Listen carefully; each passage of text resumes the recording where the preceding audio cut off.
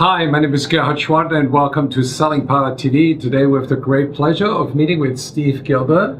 He's the CEO of Ignite Selling. Welcome, Steve. Thank you for having me. So I read some research that 67% of all deals stall in a sales pipeline. Why is that? You know, that's a great question that a lot of sales leaders are asking on a regular basis right now. And the real reason is the fact that sales representatives believe in hope. We as sales representatives, you and I both are reps, we are the ultimate optimists, aren't we? It's true. And we have a tendency to have happy ears. We want to hear what we want to hear. And we don't often challenge our assumptions. We fall into this trap of hearing something from the customer, we assume it to be true, and therefore we move on. So what can we do about it? You know, I think that the first thing we have to do is we have to change our perspective. And we have to, when we're looking at the sales pipeline or the sales process, we have to look at it from a different perspective. Typically, we're looking at it from a standpoint of 90,000 foot view. And that 90,000 foot view isn't nearly as useful as if we're walking in that sales pipeline. We have to get into that sales process and actually walk through each stage. And it's so critical for us because it's inside those stages where we begin to kind of challenge those assumptions of the sales reps to make sure that what they're saying is in stage one is in fact and should be in stage one or stage two or stage three. So can you give me an example?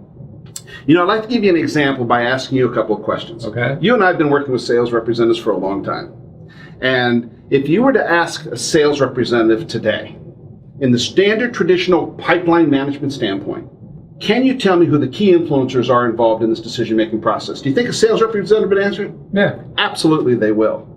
You know, but if in fact we're going to build a sales process, something that is clearly defined by a set of critical milestones or strategic actions, we might want to ask a sales representative the question that sounds something more like this.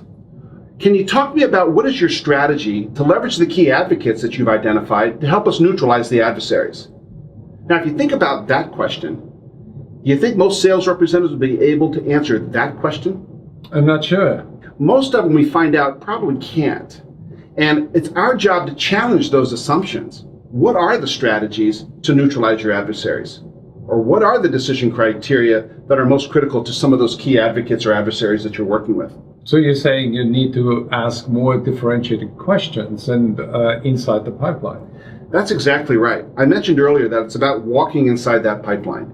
And we as sales leaders need to make sure that we challenge those assumptions, but the sales pipeline itself can be designed to challenge those common assumptions or, in fact, those happy ears that sales representatives often have. So, Steve, what can we do to get better results? You know, better results, more predictability is what sales leaders are looking for right now. If you look at the accuracy of sales forecasting today, it's often much less than 50% accuracy. So we have to begin thinking about how do we address that? And we help our clients today address this accuracy of sales forecasting, better movement through the pipeline by building a sales process that is well defined by a set of very critical milestones. Each stage of that sales process is defined by a set of strategic actions. Those strategic actions are designed to challenge the assumptions of that sales rep so that they are making sure that they are just not walking through that sales process with blind faith, with hope, with happy ears, but really more with validation along the way. In fact, we've been doing some research on this over the last 2.5 years.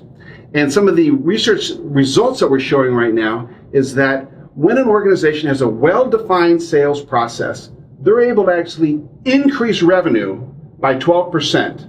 Same pipeline, having an increased revenue of 12%. But here's the real kicker, is that they're moving opportunities through that pipeline at a rate of 27% faster.